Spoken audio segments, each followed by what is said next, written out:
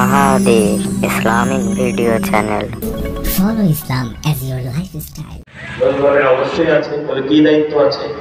পিতার দায়িত্ব আছে, যখন তোমার মাকে সে বিয়ে করবে এটা চয়েস করার ক্ষেত্রে তার বুঝে শুনে একটা সুন্দর চরিত্রবতী একজন গুণবতী নারীকে তোমার মা হিসাবে বিয়ে করার চিন্তাধারা করা দরকার ছিল। তা তো করে না আমার মা।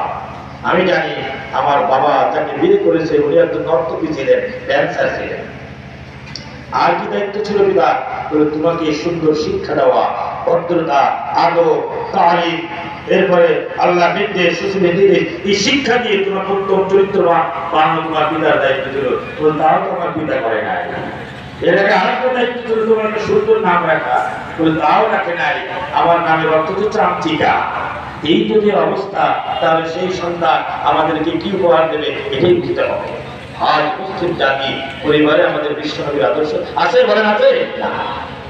যে কারণে স্ত্রী অত্যাচারিত হচ্ছে, স্বামী অপমানিত হচ্ছে, পিতামাতা বৃদ্ধ বয়সে, যে পিতা যুবক বয়সে বিশ্বনবীর আদর্শকে অনুসরণ করেন নাই তার